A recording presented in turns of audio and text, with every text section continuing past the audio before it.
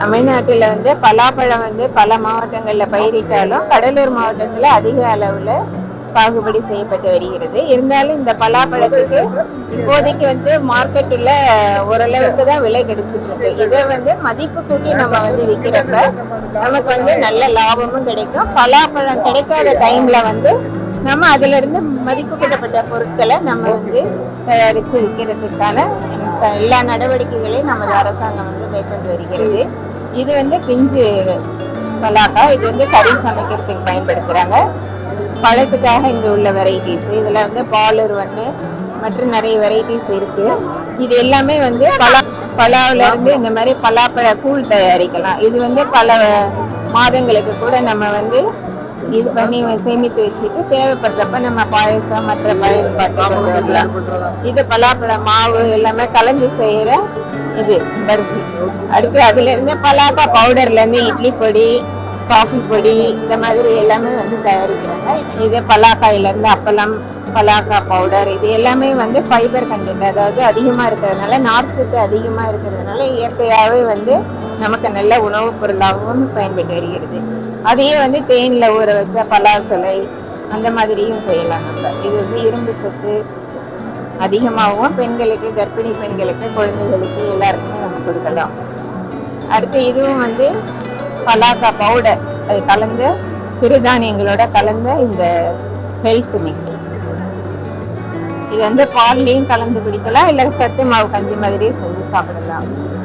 அடுத்து இட்லி பொடி, அதுல இது பலாக்காய் பவுடர். இது பிஞ்சு காய், பச்சை காயை நம்ம அதுல ட்ரையர்ல போட்டு காய வச்சு எடுக்கிறது. இது துவர்ச்சி சத்து மிகுந்தது, நார் சத்து மிகுந்தது.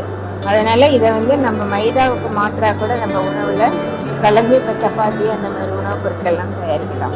அதுல சத்து மாவு மிக்சர், பலாக்கா மிக்சர். அடுத்தது இது ஃப்ரீஸ் ஃப்ரை, அதாவது -14 டிகிரியில இந்த பலாப்பழத்தை நம்ம குளிர் வச்சு அதை உபயோகப்படுத்தி இந்த மாதிரி ஏர்டைட் பேக்ல போட்டா இது ஒரிஜினல் டேஸ்ட். நம்ம எப்படி பலாப்பழம் சாப்பிட்றோமோ அதே மாதிரி இதை நம்ம வெளிநாட்டுக்கு நிறைய ஏற்றுமதி பண்ணலாம்.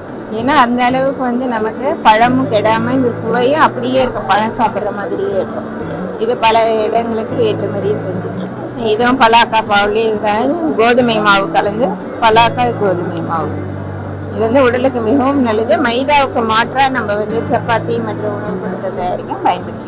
அதே மாதிரி இப்ப துரித உணவுகள்ல இப்ப பலாக்கா நூடுல்ஸ், பலாக்கா பவுடர் போட்டு நூடுல்ஸ் மற்றும் பாஸ்தா எல்லாமே இப்போதைக்கு தயாரிக்கிறதுக்கு நல்ல ஏற்றுமதியும் ஆகுது.